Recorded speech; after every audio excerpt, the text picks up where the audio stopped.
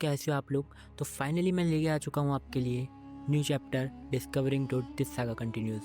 बहुत ही interesting chapter है, बहुत ही मज़ेदार चैप्टर है। ये वीडियो भी बहुत ही इंटरेस्टिंग होने वाली है और आपको ये चैप्टर अच्छे से समझ में आए इसलिए मैं खुद राजा के मुँह जुबानी आपको ये चैप्टर समझाने वाला हूँ। इससे पहले आपको ये थंबनेल दिखा देता हूँ।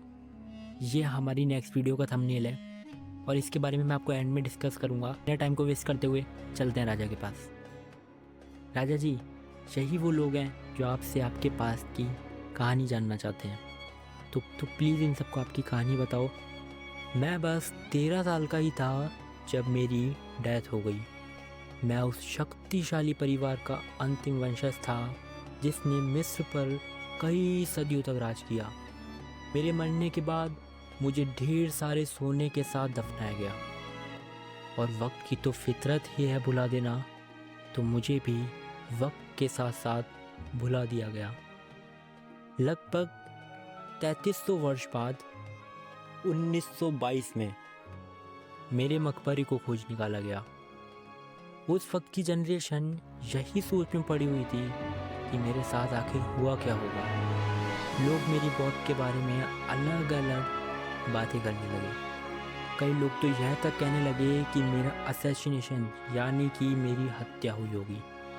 80 से भी ज़्यादा साल बीत चुके हैं मेरे मकबरे को बाहर निकाले। जब मुझे वहाँ से निकाला जा रहा था, अचानक से तेज रेतीली हवाएं चलने लगी। उसी जगह को वैली ऑफ किंग भी कहा जाता है। वैली ऑफ किंग वो जगह है जहाँ कई राजाओं को दफनाया जा चुका है। 5 जनवरी 2005 शाम के लगभग 6 बजे होंगे। दिन भर आसमान काले और घने बादलों से ढका रहा।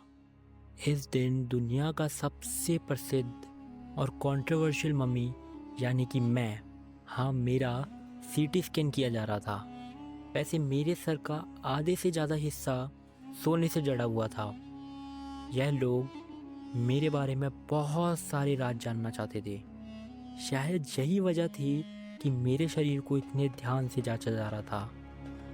सीटी स्कैनर में मुझे डालने से पहले यानी कि दोपहर में ना जाने दुनिया भर से कितने टूरिस्ट सिर्फ मेरी बॉडी और मकबरे को देखने आए।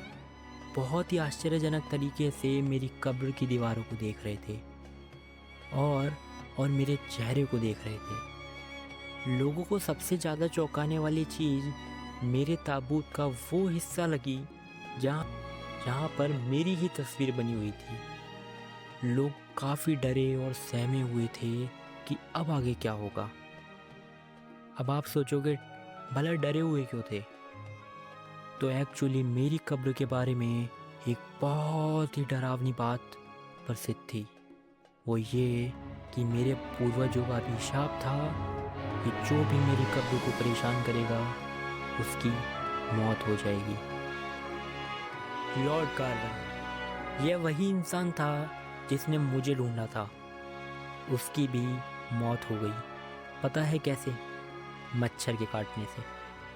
अगर बात करें 1922 की, तो हार्वर्ड कार्टर ने मेरी खोज करी थी, मतलब कि मेरे मकबरे की खोज करी थी। वैसे तो वैली ऑफ किंग के सभी मकबरे लूट लिए गए थे सिवाय मेरे मकबरे के। इसलिए मेरे मकबरे में बहुत सारी सोने जवाहरात और ना जाने क्या क्या चीज़ें मौजूद थी। मेरे मकबरे में रोज़मर्रा के काम में आने वाली चीज़ें थी, जैसे रेज़र, कपड़े, भोजन, शराब आदि। कार्टर को मेरे मकबरे से इतना ज़्यादा सामान मिला कि उसे लिस्ट बनाने में महीनों लग गए। मेरे मकबरे में 3 ताबूत थे। कार्टर ने पहला ताबूत खोला तो उसे उसमें कफन मिला और साथ ही साथ बेत, जैतून के पत्ते, कमल के फूल की पत्तियाँ, मक्के का फूल और अजवाइन की मालाओं से सजाया गया था जिसे। खैर, इससे यह तो पता चला कि मेरे को मार्च या अप्रैल के महीनों में दफनाया गया था। जब कार्टर ने मेरी बॉडी को ताबूत से बाहर निकालना चाहा तो उसे बड़ी दिक्कत आई, क्योंकि सोने से जड़े होने के कारण मेरी बॉडी उस ताबूत से चिपक गई थी। उसने काफ़ी कोशिश करी उसको पिघलाने की, पर वो पिघला नहीं पाया। अंत से छेनी और हथौड़े का इस्तेमाल करना पड़ा जिससे थोड़ा बहुत नुकसान मेरी बॉडी को भी हुआ। जाही हवास, जो मिस्र के supreme council of scientific research के अध्यक्ष थे, उन्होंने कार्टर के ऊपर इल्ज़ाम लगाया कि कार्टर ने मेरी बॉडी को बहुत ज़्यादा नुकसान पहुंचाया। पर कार्टर के पास कोई और ऑप्शन भी नहीं था।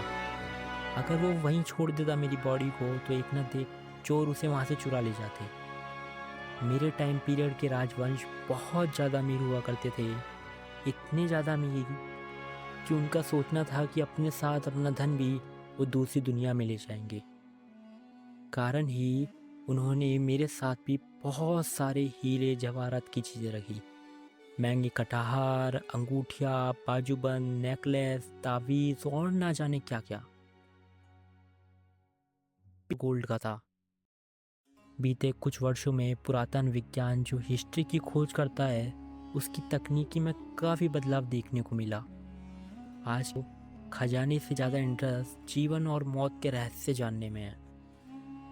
इसीलिए वर्ष 1968 मतलब कि कार्टर की खोज के 40 वर्ष बाद मुझे दोबारा से मेरे ताबूत से निकाला गया एक्सरे के लिए। उस दिन लोगों को कई बातें पता चली जो काफ़ी चौंका देने वाली थी।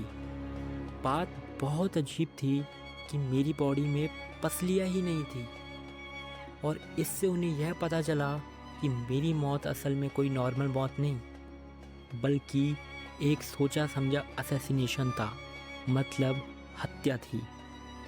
मेरे मरने के बाद मेरे परिवार का राजवंश, ऐसे में एक सवाल उठना तो जायज़ था कि मुझको आखिर दफनाया किसने था, और यह सवाल हमेशा के लिए एक रहस्य बन गया। अमीनहोटेप III मेरे पापा या मेरे दादा थे। वो बहुत ही शक्तिशाली बादशाह थे। उन्होंने लगभग 40 साल तक मिस्र के ऊपर राज किया।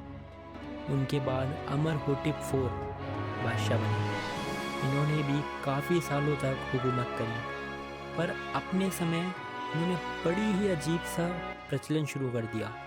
वो यह है कि सभी लोगों को सूर्य देव की पूजा करनी है। जो नहीं करेगा उसे सज़ा मिलेगी, और उसके बाद खुद का नाम बदल लिया। उन्होंने अपना नाम रखा अखिन्टन, जिसका मतलब है सूर्य का नौकर। अखिन्टन ने अमन की सारी मूर्तियाँ और मंदिर तोड़ दिए और सिर्फ सूर्य देव की पूजा करने को कहा। उनकी मृत्यु के बाद मैं आया। मैंने 8 साल तक मिस्र पे राज किया। मेरा नाम था टुट, जो मैंने बदल कर उन करा, जिसका है यानी कि शांति से जीने वाला। खैर 9 साल की एक कम राजगद्दी शासन के बाद अचानक से मेरी मौत हो गई। मेरी मौत हो गई या की गई, यह तो एक हमेशा के लिए रहस्य ही है। मिस्र में 2003 में मम्मी प्रोजेक्ट इस्तेमाल किया गया। इसमें 600 से ज़्यादा मम्मियों को खोजा गया और बाहर निकाला गया, और फिर अलग अलग तरीके से जांच की गई। तो उनमें से एक थी मेरी मम्मी। जब मुझे दोबारा से सीटी स्कैनर में डाला जा रहा था तो अचानक से दुनिया की सबसे महंगी सीटी स्कैनर मशीन ख़राब हो जाती है। एक्चुअली उसकी ख़राब होने की वजह थी कि उसमें कुछ रेत घुस गई थी, जिसकी वजह से मशीन काम करना बंद कर दी। काफ़ी टाइम तक स्कैन करने के बाद जब मेरी तस्वीरें ली गई तो ये बात साबित हुई कि कार्टर ने मेरी बॉडी को कुछ ज़्यादा नुकसान नहीं पहुंचाया था। से जाही हवास, वही इंसान जो सेक्रेटरी था, कार्टर के ऊपर इल्ज़ाम लगाया था, उसने कहा कल रात में 1 सेकंड के लिए भी नहीं सो पाया। हर वक्त फिक्र में रहा, लेकिन अब मैं सुकून से सो सकूँगा। तो फाइनली चैप्टर ख़त्म होता है।